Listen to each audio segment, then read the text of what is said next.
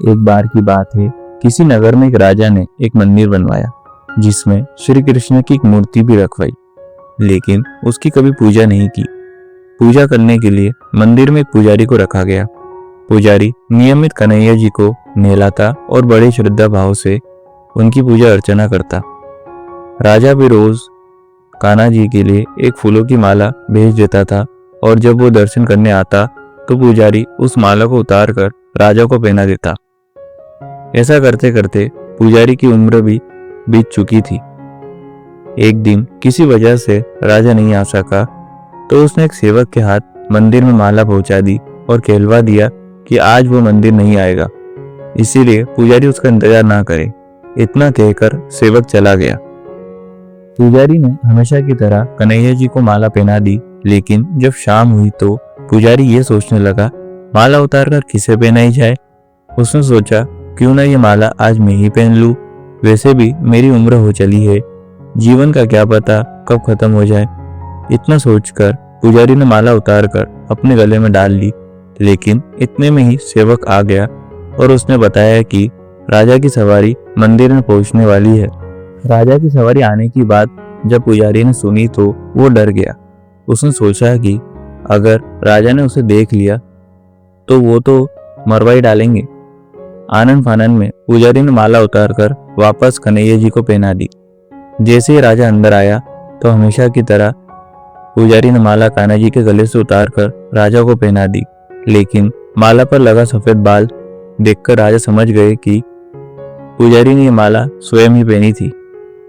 बस फिर क्या था, राजा क्रोधित हो उठे और उन्होंने गुस्से में पुजारी से पूछा कि माला पर सफेद बाल कहाँ से आया। तब राजा की बात सुनकर पुजारी डर गया और बोल पड़ा, ये तो कन्हैया जी का है।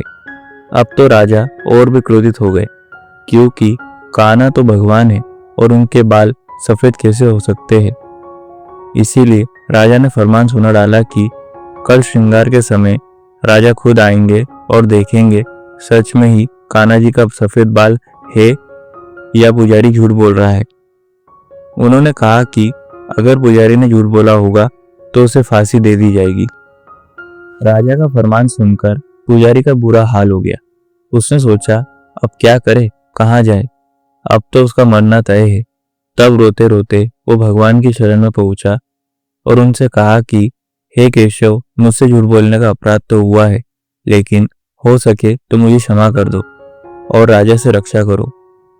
पुजारी ने कहा कि हे माधव, आपकी सेवा करते करते मैं वृद्ध हो चुका हूँ, अब आप मुझे माफ कर दीजिए, ऐसी गलती दोबारा नहीं होगी। यही कहते कहते पुजारी की ना जाने कब आंख लग गई और उसकी आंख तब खुली जब सुबह हो चुकी थी।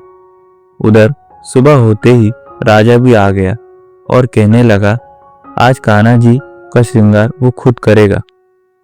ऐसा कहकर जैसे राजा ने कान्हा जी का मुकुट उतारा तो देखा कि श्री कृष्ण के तो सारे बाल ही सफेद है, लेकिन राजा को फिर भी यकीन नहीं हुआ।